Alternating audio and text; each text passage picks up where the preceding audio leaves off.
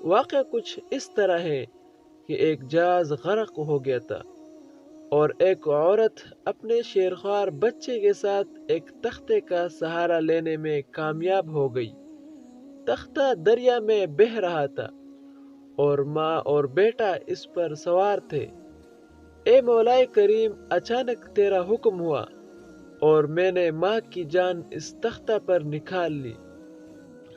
میرے لیے پریشان کن بات یہ تھی کہ ماں مر چکی ہے، اب بچے کا کیا حشر ہوگا؟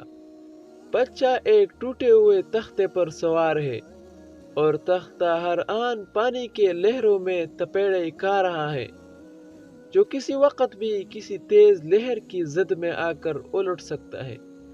بچے کے لیے نہ خوراک کا انتظام ہے، نہ کسی نگران کا بندوبست ہے۔ دریا کے کنارے دھوبی کپڑے دھو رہے تھے۔ اچانک کسی کی اس بچے پر نظر پڑی تو تختے کو کھینچ کر لے آئے اور بڑے حیران ہوئے، کہا کہ ماں مر چکی ہے اور بچہ بے یار و مددگار تختے پر زندہ سلامت موجود ہے۔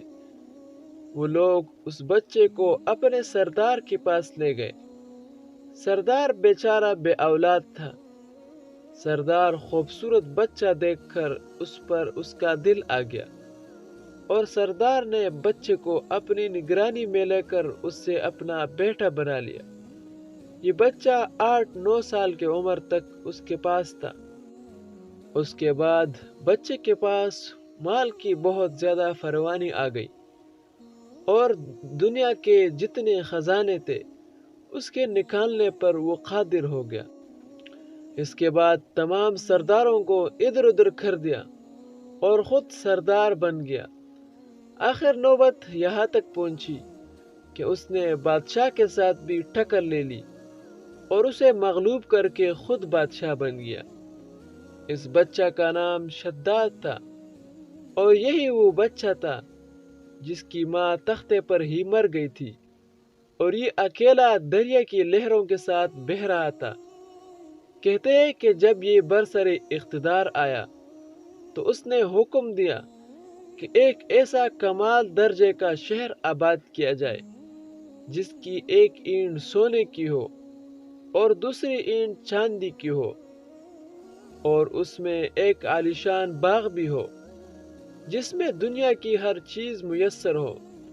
جب وہ شہر ہر لحاظ سے مکمل ہو گیا تو شداد نے ارادہ کر لیا کہ جا کر اس شہر کا نظارہ کیا جائے۔ چنانچہ وہ شہر کو دیکھنے نکلا۔ ابھی وہ دروازے تک ہی پہنچا ہی تھا کہ ملک الموت کو حکم ہوا کہ اس نے وہی اس کی روح قبض کر لی۔ اسے اتنا موقع بھی نہ دیا کہ اپنے بے مثال باغ کو ایک نظر دیکھ سکتا۔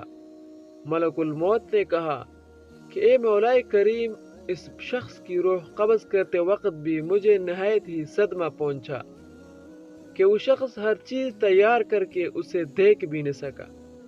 اللہ تعالیٰ نے فرمایا، یہ وہی بچہ ہے جس کی ماں تختے پر مر گئی تھی اور اس پر تجھے ترس آیا تھا۔ اس بچے نے بڑے ہو کر نافرمانی کی، خدا کے حکم سے بغاوت کی اور سرکشی اختیار کی، مگر ہم نے اسے خود ساختہ جنت میں قدم رکھنے کی مہلت بھی نہ دی اور اسے باہر ہی ہلاک کر دیا۔